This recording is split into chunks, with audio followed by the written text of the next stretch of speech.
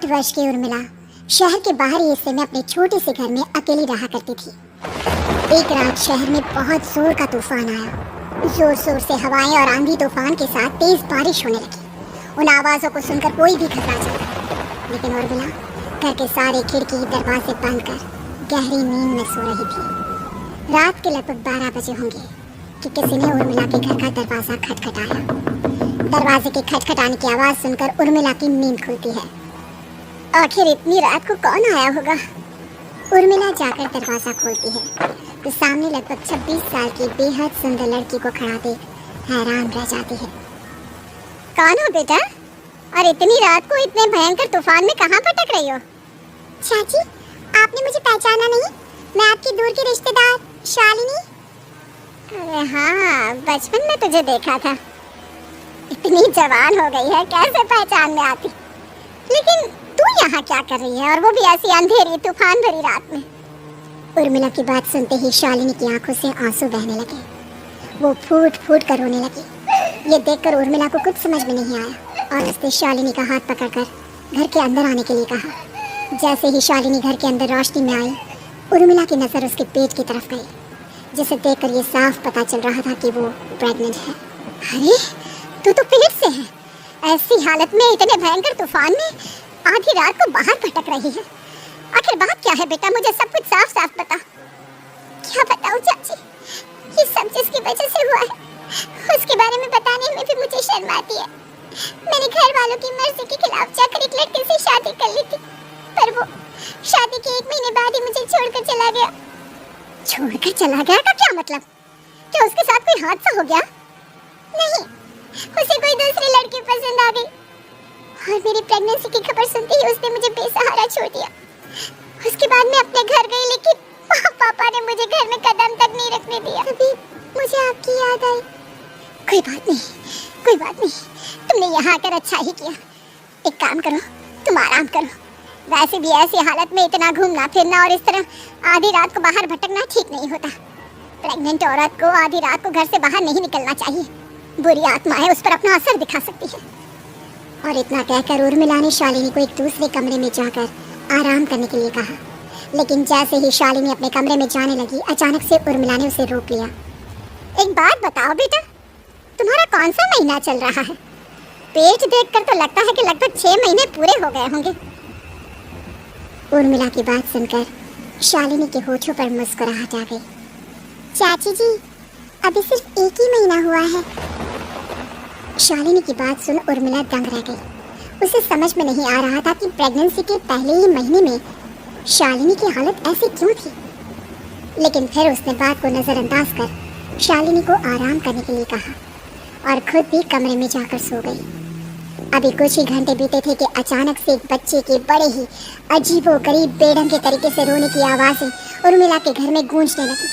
उन आवाजों को सुनकर उर्मिला की नींद फिर से खुलती है। ये अचानक बच्चे के रोने की आवाज कहां से आने लगी?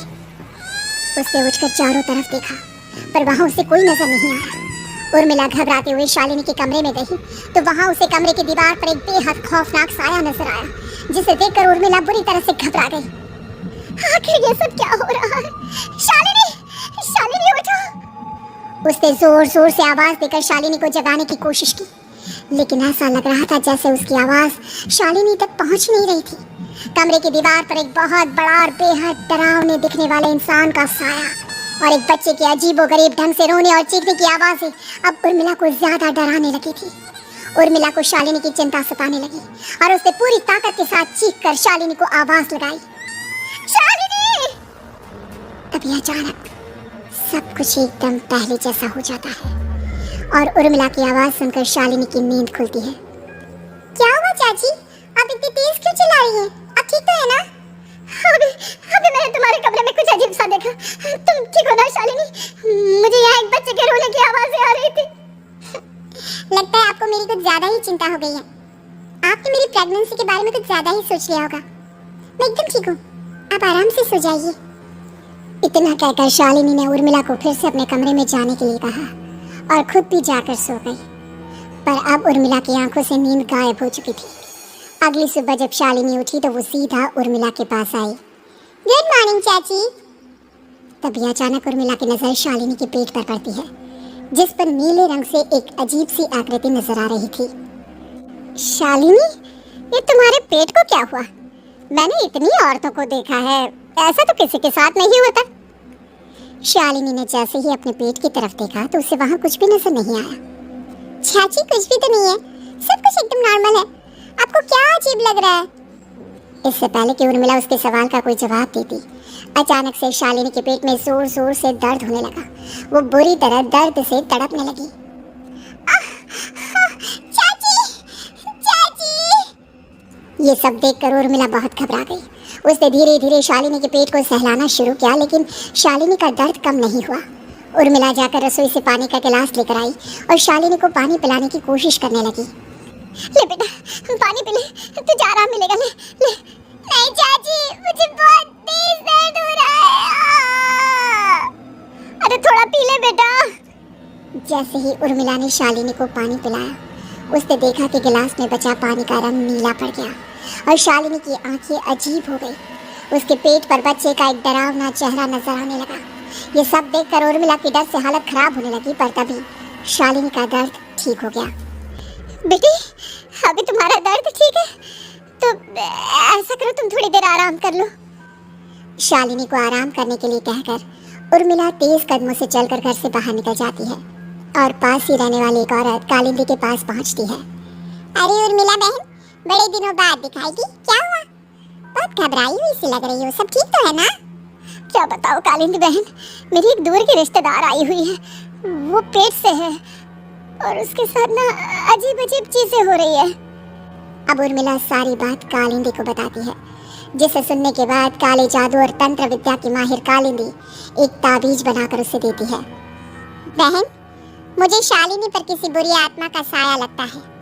ये ताबीज ले जाओ, आज रात को 12 बजे उसे पहना देना, फिर सब ठीक हो जाएगा।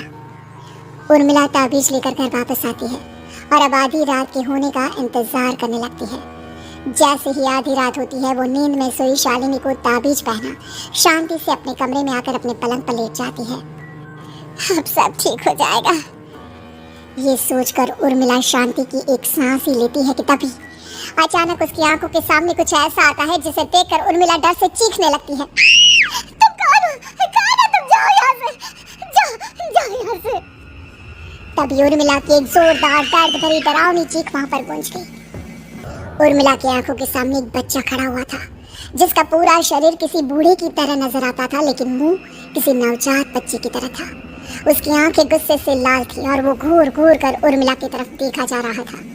कौन हो तुम? कौन हो? उर्मिला के चीखते ही वो बच्चा जोर जोर से रोने लगा। घबरा कर उर्मिला ने अपने हाथों को अपने कानों पर रख लिया। उसकी समझ में नहीं आ रहा है कि आखिर ये सब उसके साथ क्या हो रहा है।